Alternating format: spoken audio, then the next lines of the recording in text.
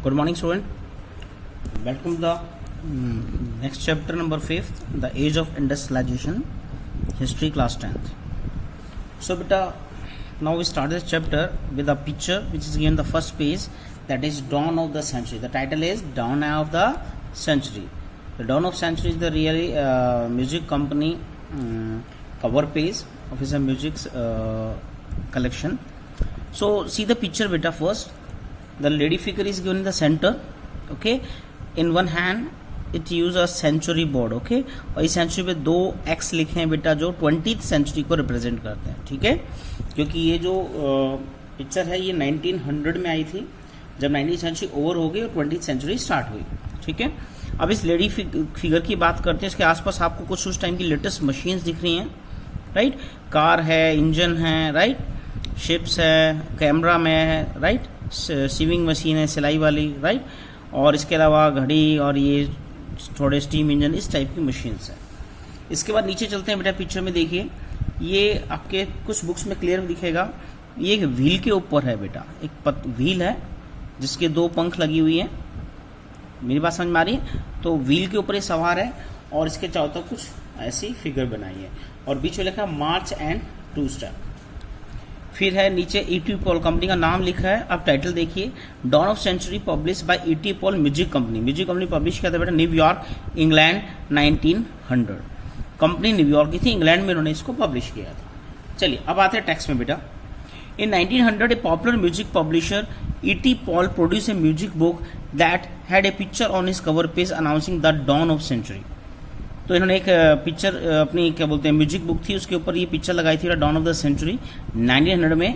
और कौन सी कंपनी थी? ET Paul company, music company. ठीक है, as you can see the illustration as the centre of the picture is a goddess like figure. जो female है वो गॉडेस टाइप की है, उसके कपड़े वगैरह देख के हम. द एंजल ऑफ प्रोग्रेस, इसको कहीं ना कहीं क्या संज्ञा दी इसमें? Angel of progress. प्रोग्रेस की एंजल है. Bearing the flag of new century, तो उसके हाथ में न्यू सेंचुरी का फ्लैग है, जो 20th सेंचुरी यहाँ स्टार्ट हो रही है. ठीक है, यहाँ तो क्लियर है बेटा. चलो, she is great perch on a wheel with swing. तो एक पहिए के ऊपर सवार है बेटा, wheel with swing, and symbolise time. और किसको सिंबलाइज करा? व्हील, टाइम को बेटा. Right, her flight is taking her into the future and future floating about behind her and are the sign of the progress. Railway, camera, machine, printing press and factory. तो ये सारे symbol sign इसके पीछे use किए और इसकी एक flight बताई कि जो इसको आगे इन फ्यूचर ले जा रही है. जो व्हील है वो टाइम को रिप्रेजेंट कर रहा है, ये फ्लाइट पे सवार है क्योंकि इस व्हील पे पंख लग रहे हैं. ठीक है, the glorification of machines and technology is even more marked in A picture. ऐसी पिक्चर बहुत आई बेटा उस टाइम, क्योंकि वो शुरुआती दौर था इंडस्ट्रियलाइजेशन का. लोगों ने बहुत बढ़ा चढ़ा के इन पे पेंटिंग, कार्टून वगैरह बनाए थे. तो picture appear in the page of trade magazines over the 100 year. तो लगभग 100 साल ऐसा ट्रेड चलता रहा बेटा. एक और इमेज है नेक्स्ट पेज पे बेटा, उसी की यहीं से स्टार्टिंग हो रही. देखिए, 100 ईयर अगो फिगर 2 जो नेक्स्ट पेज पे है, इट शोज 2 मैजिशियन. अब इस नेक्स्ट पिक्चर में 2 मैजिशियन है, 2 मैजिशियन, इसका हेडिंग भी है. The one is the top of Aladdin from the Orient. Orient का मतलब होता है बेटा जो ईस्टर्न कंट्री. जहां पे देखिए लेफ्ट राइट साइड में एक इसका मीनिंग भी दिया है. Orient means the country to the east of Mediterranean. Mediterranean ocean के ईस्ट में, पूर्वी जो देश है उनकी बात कर रहे हैं हम. और usually referring to the Asia, mainly Asia के लिए. The term rise out the western view point that let's see this region as pre modern tradition और मिस्टीरियस. तो कहने का इसको पुराना ट्रेडिशन एरिया माना जाता है. उसके लिए वर्ड यूज होता है ओरिएंट. ओरिएंट पिछड़े लोगों के लिए यूज होता था. ठीक है, तो यहाँ 2 मैजिशियन की बात हो रही है. तो पहला मैजिशियन वो है जो हमारी कहानी स्टोरी में होता है, अलादीन वगैरह. राइट, तो Orient, Aladdin from the Orient यानी एशिया या हम कहते हैं ईस्टर्न कंट्री से. Who built a beautiful palace with his. और ये अलादीन की बात करें, वो अपने चिराग से बेटा बहुत कुछ बना देता था. तो उसको एक यहाँ पे मैजिशियन बताया है. नेक्स्ट पेज पे आ जाइए. Then magic lamp. तो ये कुछ भी बेटा बना सकता था अपने मैजिक लैम्प से, जो उसको आपने देखा होगा दिया घसता था. राइट, तो मैजिक लैम्प से कुछ भी बना सकता है. The one at the bottom is the modern mechanic. और इसी पिक्चर में जो नीचे है वो मॉडर्न मैकेनिक है. Who with his modern tool weaves new magic. ये भी मैजिक करता है पर अपने टूल से. उसका टूल क्या था? Magic lamp. ये अपने खुद अपने टूल से मैजिक करता है. Build bridge, ships, towers, high rise building. Aladdin is show as representing the east. Aladdin east को रिप्रेजेंट कर रहा है एंड पास्ट को.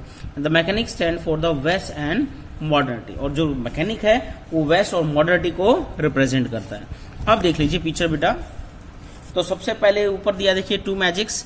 ये उसके पास चिराग है जो मैजिक लैंप है, उससे ये नई नई चीजें बना देता था. और यहाँ ओरिएंटल लिखा है, देखो वर्ड भी लिखा है यहाँ. ठीक है.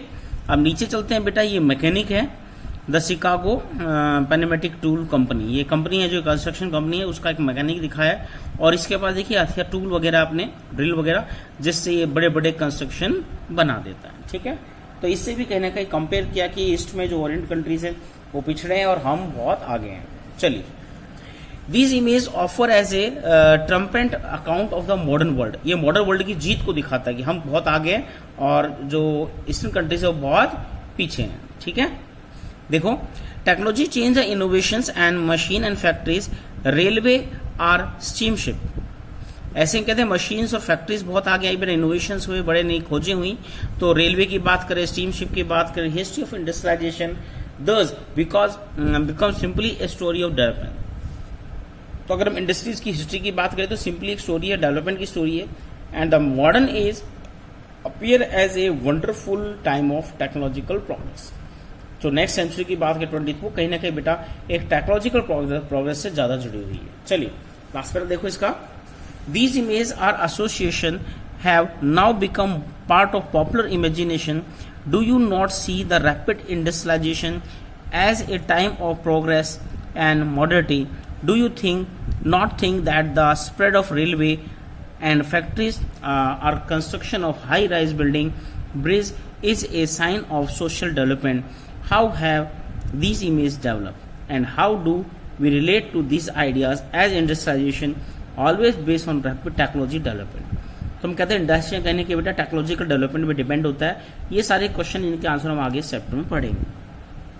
Can we today continue to glorify continuous mechanism of all work? What has industrialization mean to people lives? To answer such question we need to turn on the history of industrialization. In this chapter we will look at the history of focusing first on Britain, the first industrial nation. बेटा इसको note कर लो please NTSC के लिए. Britain को कहीं ना कहीं एक फर्स्ट इंडस्ट्रियल स्टेट का दर्जा दिया है.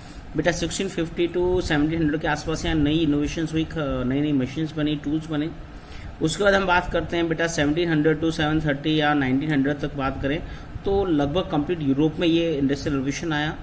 और इंडिया और थर्ड जो कंट्रीज हैं वर्ल्ड की, उनमें बेटा हम कहते हैं 1900 के बाद ही इस इंडस्ट्रियल रिवोल्यूशन का इफेक्ट पहुंचा. ठीक है. तो चलिए बेटा यहीं फर्स्ट कंप्लीट करते हैं. सेकेंड हम करेंगे before the industrial revolution. Thank you.